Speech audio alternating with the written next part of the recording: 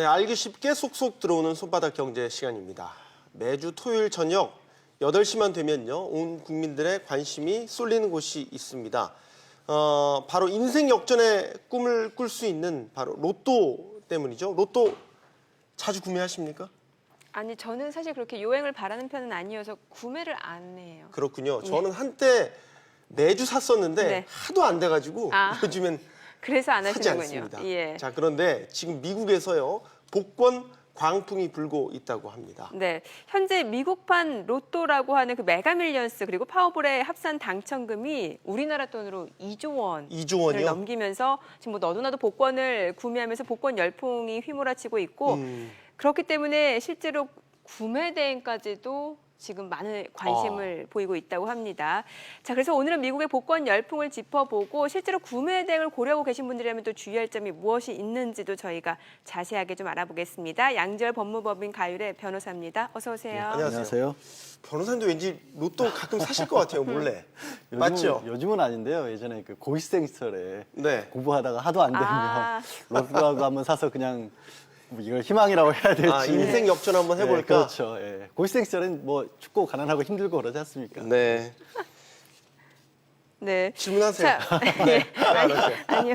그 미국 전역에서 예. 복권 구매 열풍이 불고 있다고 하니까 관련 영상 혹시 보셨나요? 예, 많이 봤어요. 예. 그러니까 저도 오는 길에 또 이 포털 사이트에 검색을 보니까 미국을 치니까 연관 검색으로 우리나라 분들 관심이 미국 맞아요. 복권이 뜰 정도고요. 미국 같은 경우에 이제 전 주를 비롯해서 캐나다처럼 미국 접경에 있는 데는 캐나다 국민들도 넘어와서 저렇게 줄을 서서 복권을 사고 있다라고 하는 겁니다. 그러니까 그럴 수밖에 없는 게 잠깐 얘기를 하셨지만 지금 미국의 이 두 개 양대 복권이라고 하는 메가밀리언과 파워볼이 네. 두 개가 계속 당첨을 미뤄지고 있답니다. 그래서 네. 두 개를 합쳐서 당첨금이 합치면 우리 돈으로 2조 5천억 원이 되다 보니 뭐 이게 그냥 꿈이라다 보면 꾸어보자라는 심경으로 많이들 가서 저렇게 구매를 하시는 모양입니다. 야, 네. 2조 5천억 원의 주인공이 되는 사람은 우리나라 로또랑은 규모가 좀 다르네요, 많이. 우리나라 로또랑도 규모가 많이 다르죠. 일단 예. 하나씩만 나눠서 보면요.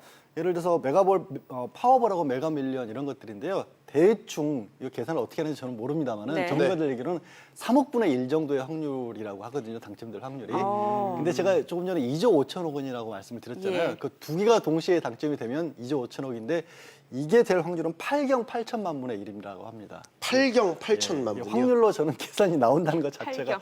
좀 어이가 없긴 합니다만 네. 우리 로또보다는 밑에 이렇게 동그라미 숫자가 확실히 다르죠. 동그라미만 딱 봐도 0 밑에만 6개씩이 붙습니다. 미국 복권의 당첨은. 저거를 비유하는, 그러니까 확률이 얼마나 나냐 비유하는 거를 전에 표현을 본 적이 있는데 뭐라고 비유해요? 천둥번개가 치는 곳에 산꼭대기에 이 철사를 갖고 올라가서 누워 있어도 맞지 않을 확률보다 더 낮다는 겁니다.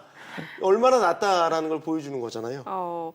미 복권 사상 역대 최고 당첨금이 얼마였나요? 2016년도에 최고 금액이 나왔는데 당시 16억 달러, 우리 돈은 한 1조 8천억 원이 당첨이 1조 됐는데 8천억. 그때는 3명이 동시에 당첨이 돼서 예. 6천억 원 가량씩을 사이좋게 나눠 가졌다고 하고요. 네. 이번이 사실 역대 두 번째입니다. 그러니까 양대 복권이라고 말씀드렸는데 그 중에 하나가 이미 한 지금 1조 8천억 원에 육박하고 있는 상황이라서요. 이게 네. 나오게 되면 거의 두 번째로 높은 금액에 당첨이 될 거라고 합니다. 이야. 지금 메가밀리언 말씀을 주신 거네요. 네, 역대 메가밀리언. 두 번째. 예. 대단하군요. 이 어마어마한 당첨금에 나도 한번 주인공이 돼볼까 이런 생각 뭐 하실 수 있을 것 같은데 글쎄 우리나라에서도 이게 구매 대행 가능할까요? 그러니까 지금 많은 분들이 관심을 가지고 차세를 보시는 모양이에요. 네. 그러니까 원칙적으로 구매 대행을 제한하지는 않습니다. 뭐 그런데 주의하셔야 될 게 뭐냐면 이 복권은 미국 땅을 떠나는 순간 무효가 됩니다. 그러니까 당첨도 수령도 미국에 있었을 때 그 용지가 효력이 있는 것이어서 이거를 뭐 설령 미국에서 현지에서 구입을 하셨더라도 비행기를 타고 한국을 나오는 순간 이건 무효화가 되는 거거든요. 그렇기 때문에 이 부분을 우편이나 소포 같은 걸로 보내주게 되면 의미가 무효가 없어지는 된다는 겁니다. 얘기네요. 뭐 불법이라고까지 할 수는 없겠지만은 당첨이 돼도 소용이 없는 게 되고요.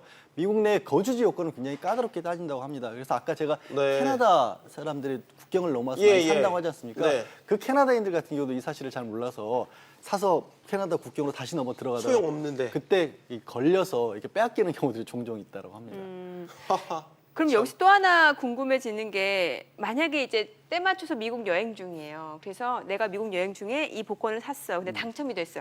그러면 당첨금 수령이 가능한지. 그건 가능합니다. 그런데 그걸 갖고 나오지 않고 여행 기간 중에 거기에 있었을 때 머물고 있으면서 당첨되고 그러니까 수령도 돼야 시민권자가 되는 아니어도 겁니다. 가능하군요. 외국인도 얼마든지 가능합니다. 제약은 없고 다만 이제 연방 정부에서 매기는 세금은 납부를 해야 되고요. 또 미국은 이제 주마다 법이 조금씩 다르잖아요. 주에 따라서 이 주세를 매기는 곳도 있고 매기지 않는 곳도 있다고 하니까 뭐 기왕 노래 볼 거면 주세를 매기지 않는 곳을 찾아가시는 게 세금을 좀 덜 내지 않을까 싶습니다. 그러면은 이게 예정에 없던 질문인데 갑자기 네. 돈을 계좌로 받아야 될 거 아니에요? 그 많은 돈을 현금으로 받을 수는 없잖아요. 현금으로 받을 수는 없죠. 만약에 제가 미국 여행 가서 당첨이 되면 급하게 미국 은행 가서 계좌를 터야겠네요? 그렇게는 안 됩니다. 보통 이게 지급되는 데까지도 6개월에서 1년 정도가 걸리고요. 아. 대부분의 경우에는 연금 형태로 뭐 29년, 30년에 나눠서 지급을 하고 네. 만약에 1조 6천억 원이 전체가 당첨이 된다고 하더라도 이걸 그럼 일시불로 내가 받겠다라고 네. 하면 상당 부분을 감액을 해서 실제 그럴 경우는 5,500억 가량을 준다고 합니다. 그것도 이제 6개월에서 1년 정도 걸리는 거죠. 근데 그 수령할 때까지 미국에 머무르셔야 됩니다. 근데 5천억 당첨되면 머무르시겠죠, 아마. 당연히 머물러야 되지 않겠습니까? 미국 이민이라도 알아봐야 되지 않을까 싶은데요? 알겠습니다. 알겠습니다. 예. 자, 우리나라로 좀 눈을 돌려보려고 합니다. 우리는 이제 로또라고 하는데 네. 뭐 역사가 오래됐지만 일단 어떤 복권인가요? 설명 좀 일단 해주세요. 우리가 딱 정확히 좀 미국식 로또 복권을 본따한 거라고 보시면 됩니다. 숫자 6개를 맞추게 되면 1등 당첨금을 전체 모아서 지급을 하는 거고요.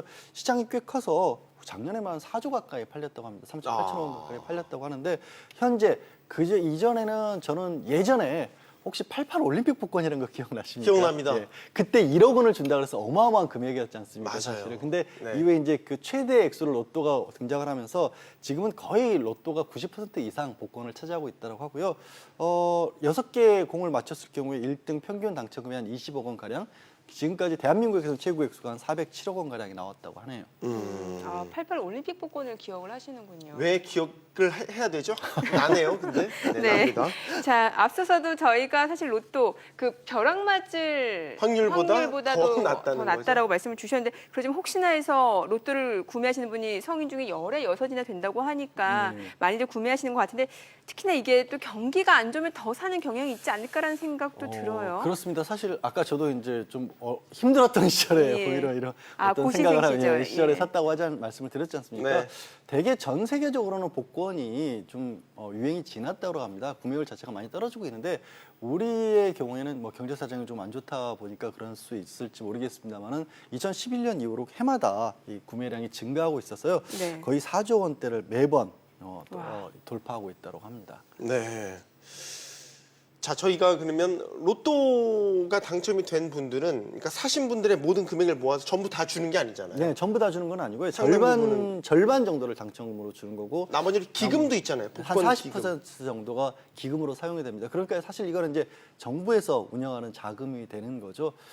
세금이나 마찬가지로 쓰인다라고 생각을 하시면 될 것 같고요. 뭐 예를 들어서 뭐 복권위원회가 과학기술진흥기금으로 800억 원 가량, 체육진흥기금으로 600억 원 가량 이런 식으로 그 정부에서 예산에 맞춰서 사용을 하도록 하고 있습니다. 네. 실제로는 그래서 이제 로또에도 공익적인 기능이 굉장히 강하다는 부분들을 그래서 이제 강조를 하는 겁니다. 네.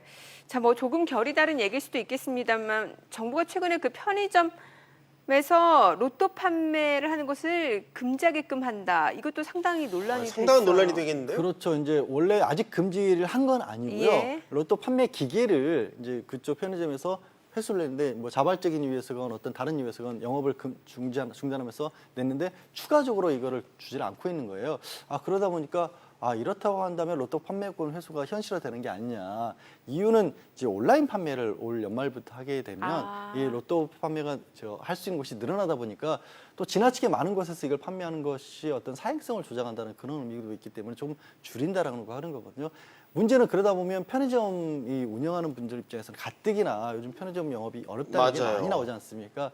그러니까 로또를 팔아서 나오는 판매 수익보다도 로또를 사기 위해서 편의점에 들렸다가 음료수라도 하나 더 사시는 분들이 있다라는 거예요. 예. 그런 수익이 많이 줄어들까 봐 걱정들을 좀 하신다고 합니다. 네. 어제 제가 저희 회의 시간에 했던 말을 변호사님 똑같이 하시는데 그러니까 로또를 편의점에서 판매하는 것도 부가적인 효과가 그런 부분들이 네, 있다고 그렇습니다. 하기 때문에 편의점주 입장에서는 로또 판매를 못하게 된다.